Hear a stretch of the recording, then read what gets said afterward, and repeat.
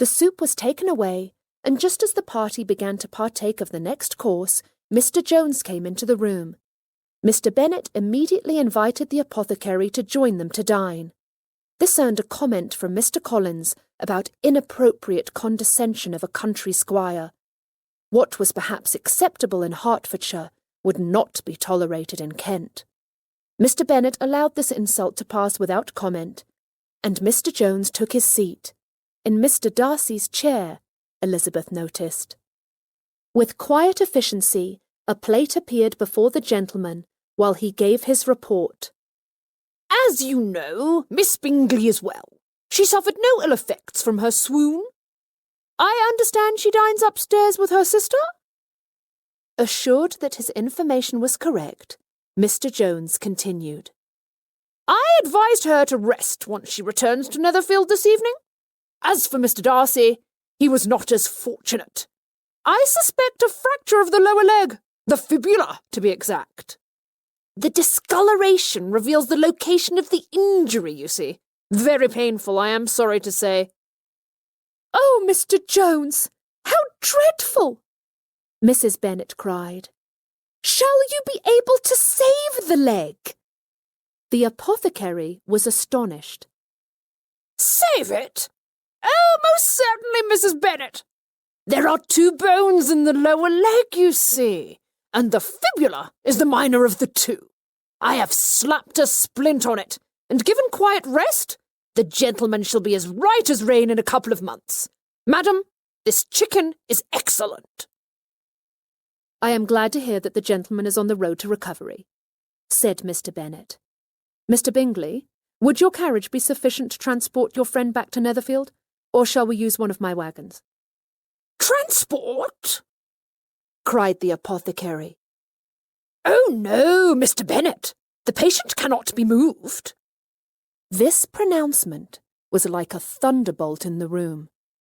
What? What do you mean he cannot be moved? Certainly you are not saying he must remain here, returned Mr. Bennet.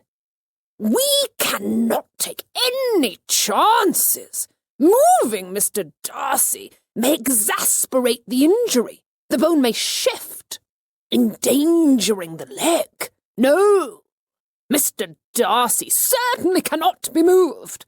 It is unthinkable. Oh, my goodness! My nerves!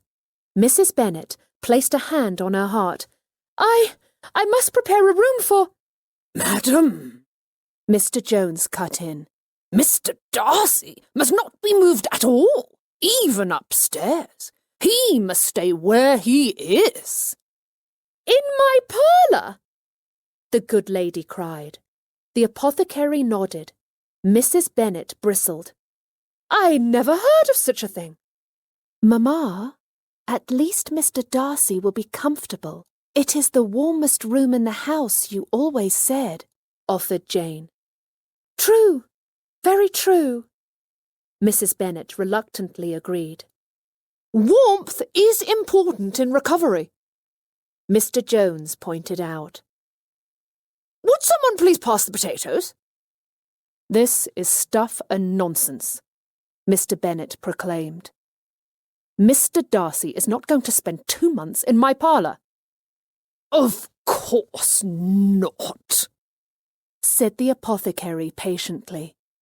He should be able to tolerate a carriage ride in 4 weeks or so. No longer than 6 weeks, certainly. For 4 to 6 weeks, cried Mr. Bennet. I agree with you, dear cousin. This humble abode, which sadly will one day decline to my ownership, is not fine enough for a relation of my generous patroness. Other arrangements must be made, Mr. Collins interjected. If you wish to endanger Mr. Darcy's leg, and therefore his life, warned Mr. Jones, then by all means move him. I will take no responsibility for it. Oh, Mr. Bennet, think of Mr. Darcy's relations. They will have us transported to Australia.